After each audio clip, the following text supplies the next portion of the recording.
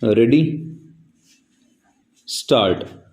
But at the same time, due regard has to be given to the qualifications required by the agreement and other considerations. And further, in Union of India versus Singh Builders Syndicates within bracket Supra, it was held as under.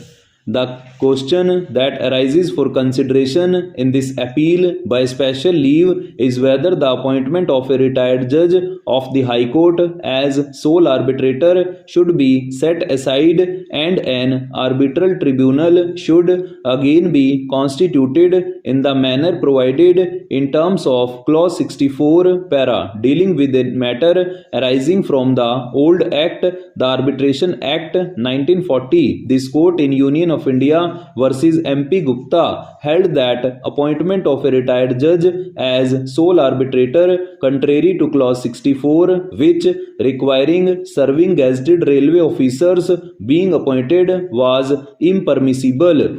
The position after the new act came into force is different as explained by this court in Northern Railway Administration Ministry of Railway versus Patel Engineering Company Limited. This court held that the appointment of arbitrators named in the arbitration agreement is not mandatory or a must, but the emphasis should be on the terms of the arbitration agreement being adhered to and or given effect as closely as possible.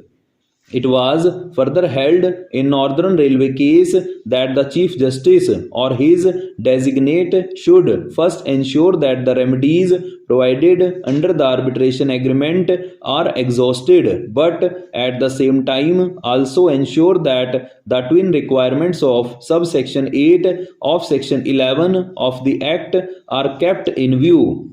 This would mean that invariably the court should first appoint the arbitrators in the manner provided for in the arbitration agreement, but where the independence and impartiality of the arbitrators appointed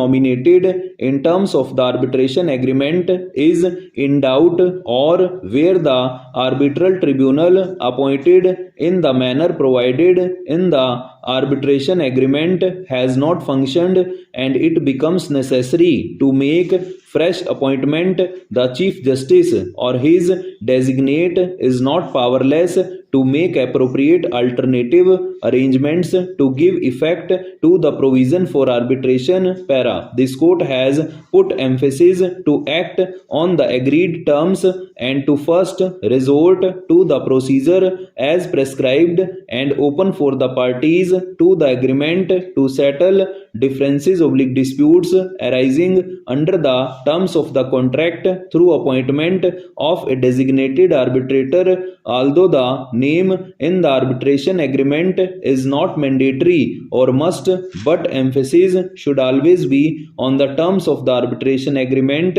to be adhered to or given effect as closely as possible.